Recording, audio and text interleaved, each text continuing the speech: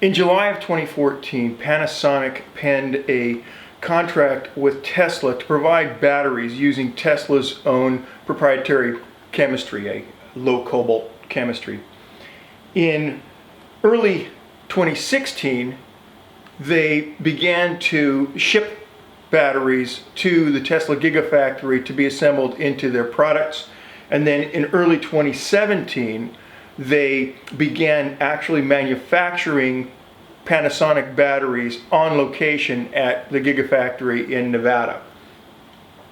But to understand the relationship between Panasonic and Tesla, you have to take a different look at this timeline. This timeline did not begin in 2017. This timeline did not begin in 2014. This timeline likely began in 2012 when the first Model S was released to the public to critical acclaim.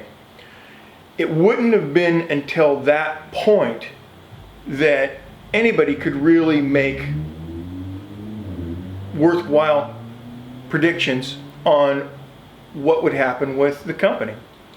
But once the Model S took off, that conversation must have been really interesting, because at that point, Tesla's just buying batteries.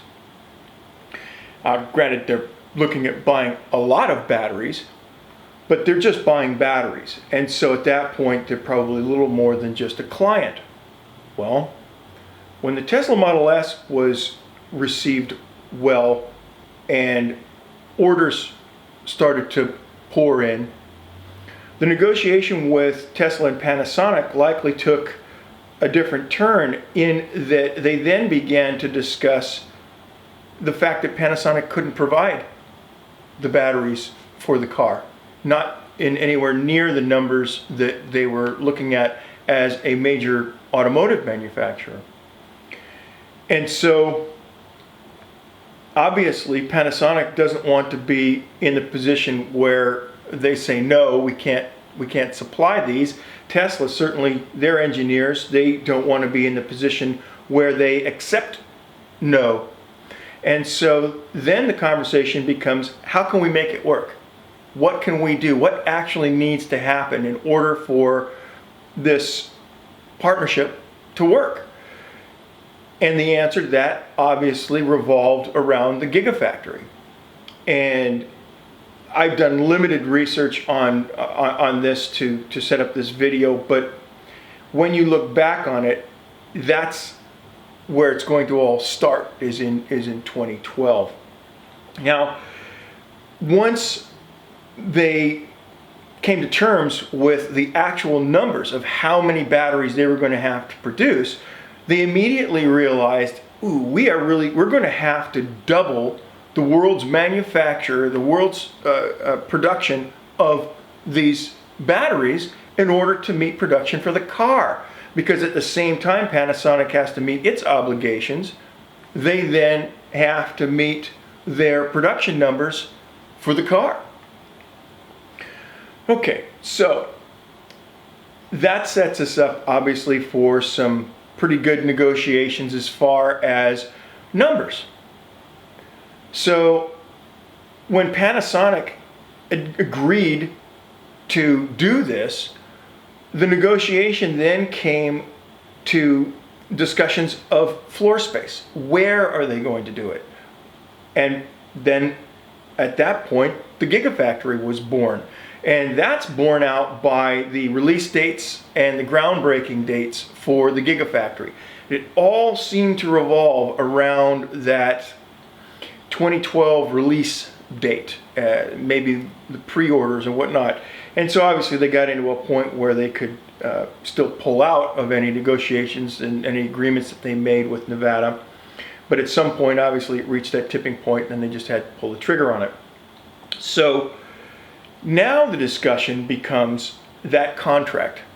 Now, I'm not privy to what that contract entailed, but as we'll discuss a little bit later in this video, I have extensive experience with how these types of contracts come to fruition. Well, so the contract has to be appealing on both parties. And in order for this contract to be appealing to Panasonic, it has to in some way address Panasonic's use of this facility independent from Tesla's use of the facility. And I believe strongly that that's why we hear today about this separation between where Tesla ends and where Panasonic begins at the Gigafactory. And I think that this goes far deeper than just that line in the factory. I think that it also goes to production numbers, and that those agreements were that when Panasonic sets up its production and Tesla can't produce enough cars to meet that demand, that then Panasonic gets to use their facility to produce batteries to meet other obligations other than Tesla. Again, maybe somebody who's closer to this agreement can verify that or not, but I'm betting that that's a part of what was negotiated. Now, the problem with that is that Panasonic underestimated the load for it. They likely negotiated a very reasonable price, let's call it that, for the battery cells, because they had a client that virtually paid for everything. They paid for the equipment to make the batteries, even though likely Tesla doesn't actually own that equipment. Panasonic does. But again, Panasonic is obligated to fulfill that obligation, and so therefore they want to limit their risk. And I am sure that Tesla paid for a good lion's share of that equipment, if not all of it, and then likely gave them free rent, free floor space to make their batteries. So that, if I were working for Panasonic, that would be very appealing, and I would certainly go for that. Now again, we're talking about a limited contract. The contract was only for 4 years.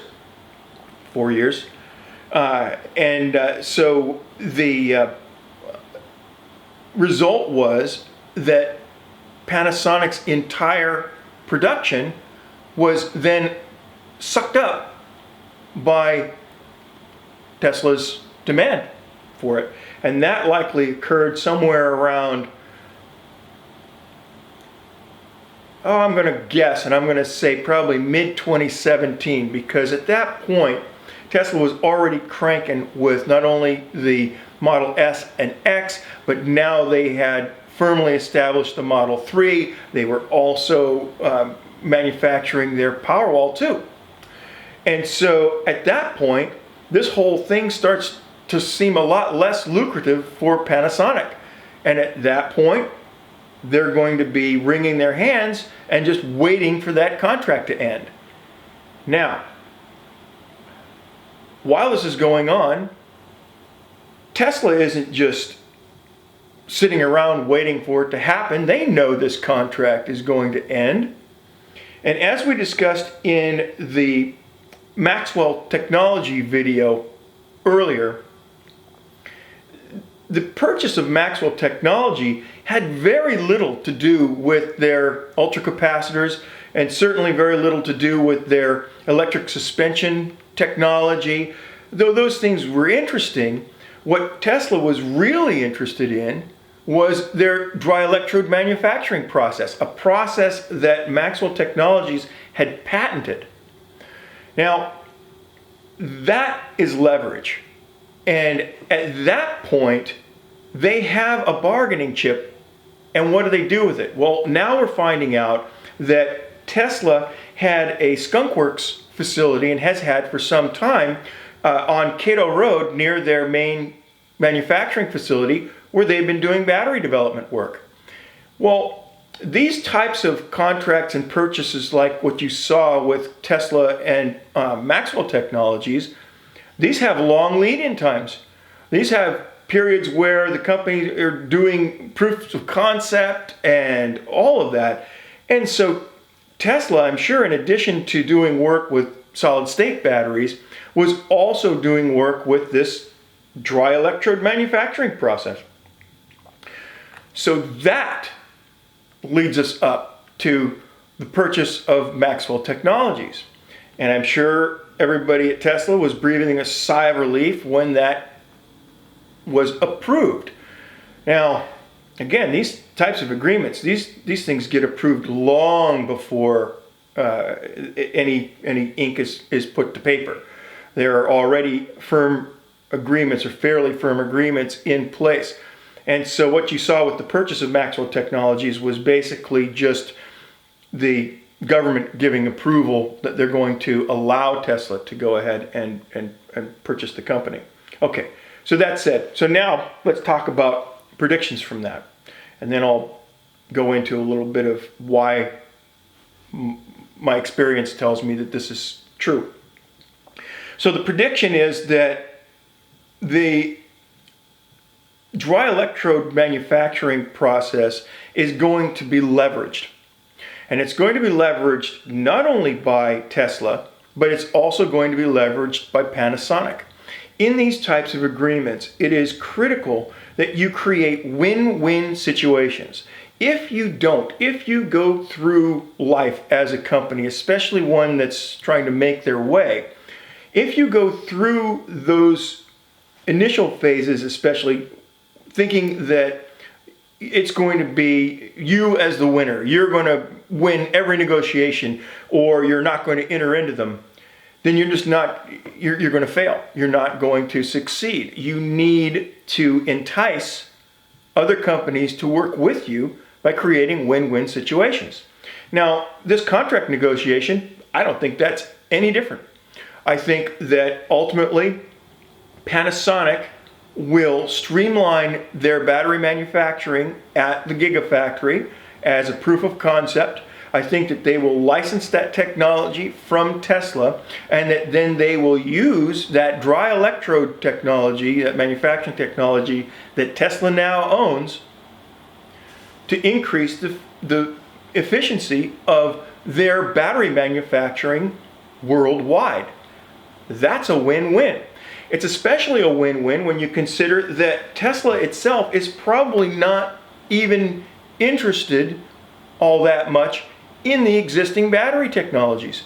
They're going to shoot for solid state. That's going to be an entirely different conversation.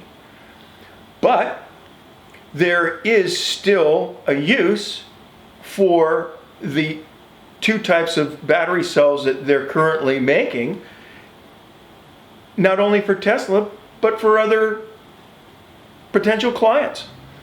And so as the worldwide supply of batteries through both Panasonic and Tesla, as they increase their manufacturing might, drops the price of these batteries and increases their availability, then there are huge profits to be made by Panasonic licensing this technology. Again, technology that Tesla likely isn't even going to use moving forward into the future. So that's the prediction, and that's what I see as the relationship between Panasonic and Tesla. And so for those that don't like long-winded videos, I suppose you can turn this video off right now. For those that want to stick around, let's go ahead and discuss a little bit about my personal experiences and why I feel confident in making these kinds of predictions. So, tarot cards and crystal balls and scrying stones, they make cute props. But to make a true prediction in these kinds of things takes experience. So let me tell you a little bit about my background. For those that have been following the Energy Sovereignty Project from its inception, you'll have heard me before refer to my prior experience as a process engineer that worked for a major medical device company. That major medical device company was Align Technology, better known to you guys as Invisalign. They make the invisible dental appliance to straighten teeth. Myself and a handful of other process engineers worked with them for 16 years, developing every aspect of their manufacturing process. And in doing so, this tight-knit group of engineers that called ourselves technology development all sat in the same area, all cross-discussed what was going on, and one of the finest project managers I've ever worked with, Clark, I'll maybe give you his last name if I get permission from him. If he sees this video, he'll probably contact me. Our project manager was one of the people that handled the primary agreements that were between these companies that we worked with. He had to go through all of that because these agreements are critical. They have very time-sensitive information and deliverables that needed to be met along the way. And so we would communicate with him quite frequently. So now what I'm going to do is I'm going to walk you through the path of just one of the many companies that we worked with, because I think that there's a lot of parallels between what went on with this company and what is going on between Panasonic and Tesla. So the company we're going to discuss is Sharon Mills. Now, one of the major challenges, one of the major bottlenecks with the Invisalign product early on was, how do we cut the aligners? Now initially, the scramble was just, how do we scan the teeth? How do we get enough molds to produce the aligners themselves? And so really, how to cut them was low on the importance thing, because we were at that point, we're only putting out maybe 100 cases a day, 200 cases a day.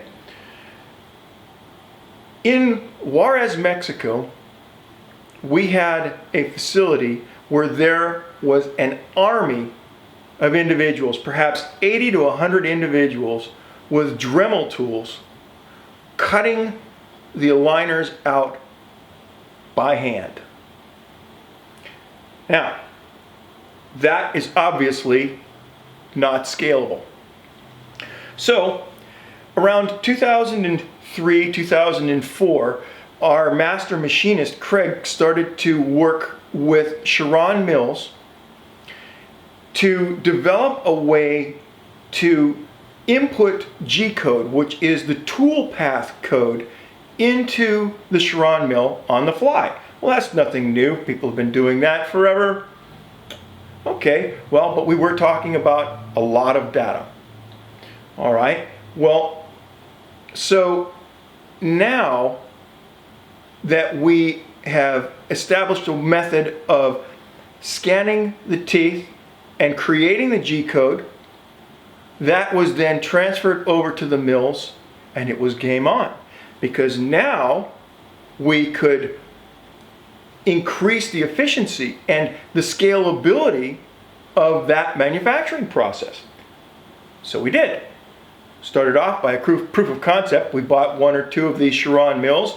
Then we sent one down to Juarez to start things off. Then it turned into a pair of them. Then it turned into 8 of them. Then it turned into 12 of them.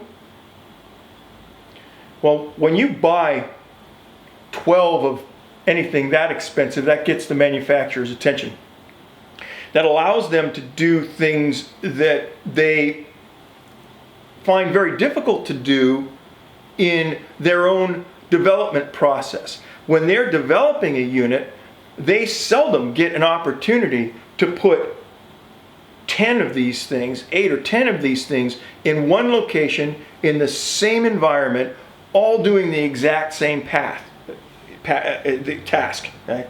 Well, Sharon Mills had guaranteed the spindles in these machines to last a certain amount of hours. And the manufacturing process was based on that. Well, what Sharon had not counted on was we're cutting teeth. The mill would spool up, cut out the aligner, spool down. The next aligner would come in. The mill would spool up, cut, spool down. Well, they were destroying the machinery. And so Sharon had obviously warrantied these machines for a certain number of hours, and they wanted to stand by that warranty. A line could have held them to that, and that would have become such a problem eventually for Sharon that they would have told us to look for another manufacturer.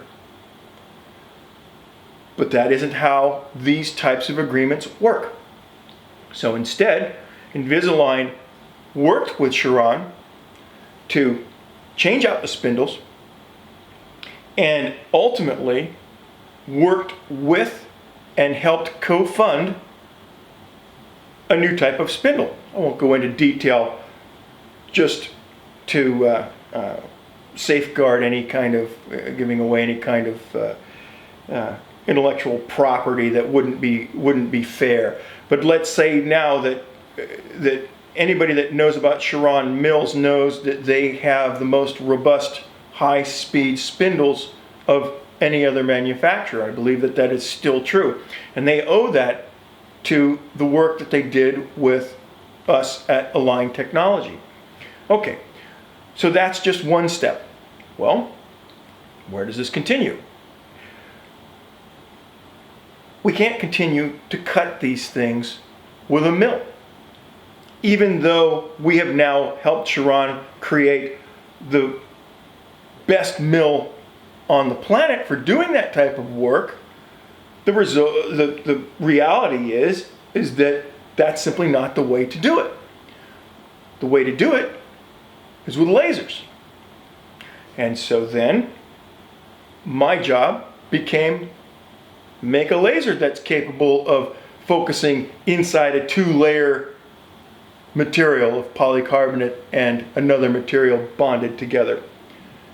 Well, as you quickly find, when the industry stops being able to answer your questions, you really now are on to something that is truly groundbreaking.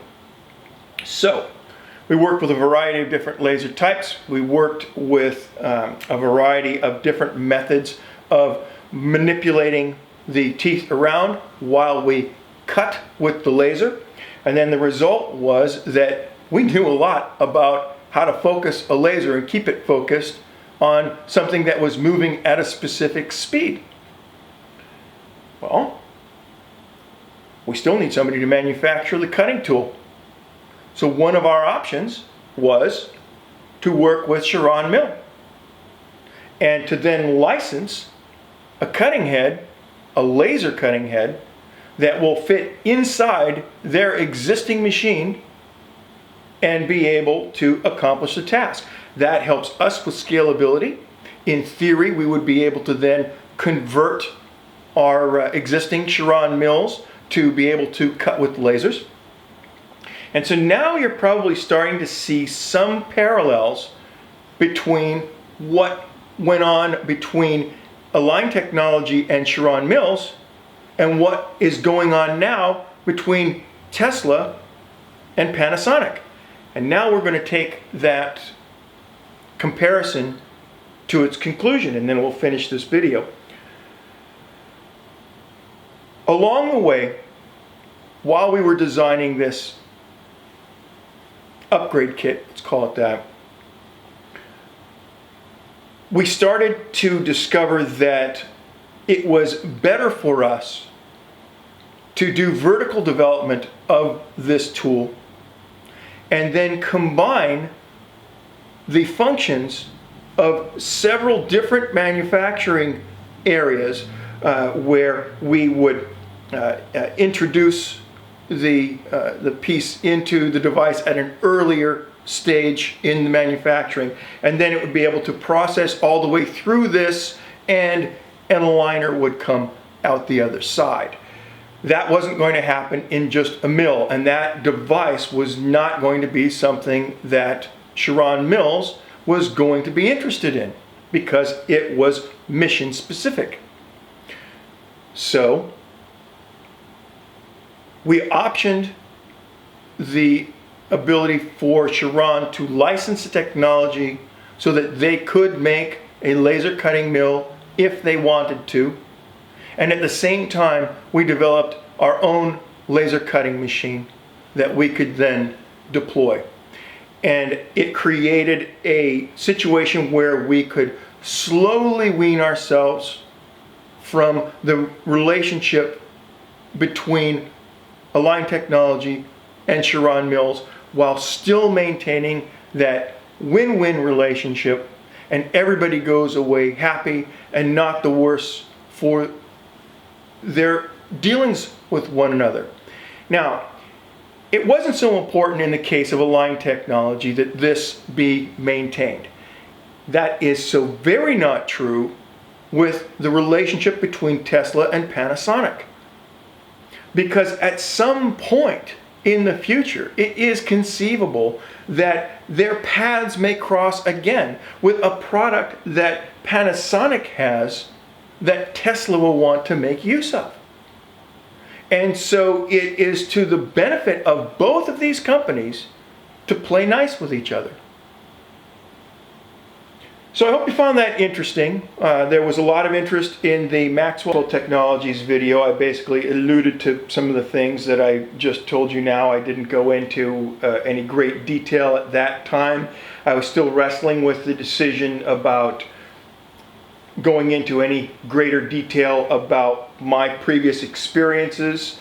And I came to the conclusion that in at least some limited way, I have no reason not to start to talk a little bit more about what I did in the past for 16 years while we developed this product for Align Technology. I'm very proud of what we accomplished and very proud of the product that was produced, the Invisaligners. It's an incredible product to help straighten teeth with people who are older and have established careers, perhaps, or not going to turn around and put braces back on. And then also because it's an appliance that is very easy to distribute, it means that this orthodontic procedure is now available to people everywhere, really. Anyway, hope you found that interesting.